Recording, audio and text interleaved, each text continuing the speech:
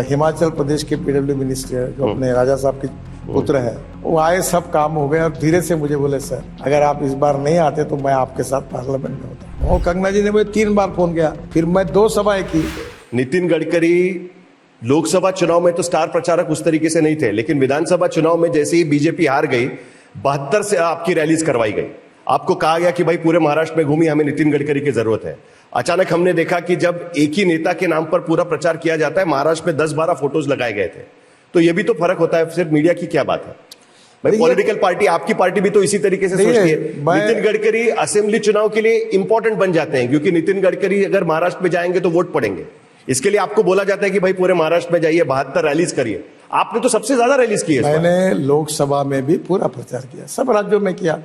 ये जो आज नंबर बताइए, लोकसभा में कितनी की, विधानसभा में? लोकसभा में 90 तक सब पूजा किया। अभी आपको आज ही अभी मैं आ रहा था, ये हिमाचल प्रदेश के पीडब्ल्यू मिनिस्टर जो अपने राजा साहब के पुत्र है, अभी आए थे। वो मुझे कंगना वहां से चुनाव जीती, वो आए, सब काम हो गए और धीरे से मुझे बोले सर अगर आप इस बार नहीं आते तो मैं आपके साथ पार्लियामेंट में होता।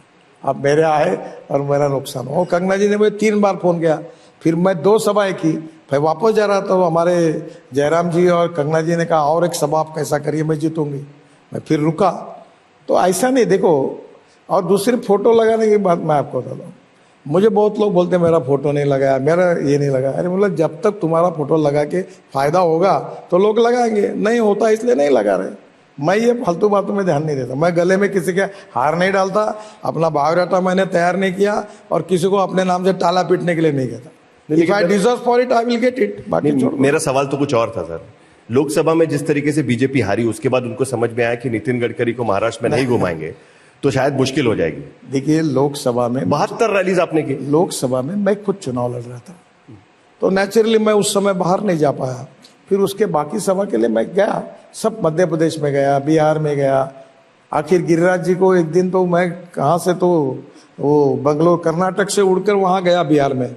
वो बोले तुम आओ और ये पुल होना चाहिए। पर आपको रैलीज में बुलाते क्यों है? ना आप बटेंगे तो कटेंगे कहते हैं, ना आप एक है तो सेफ है कहते हैं। बाकी आप तो बस ये कहेंगे मैंने इतने रोड बांध दिए, मैंने ऐसा कर दिया, मैंने वो कर दिया, फिर भी आपको रैलीज में बुलाते हैं। ये भी भाषण चलते हैं।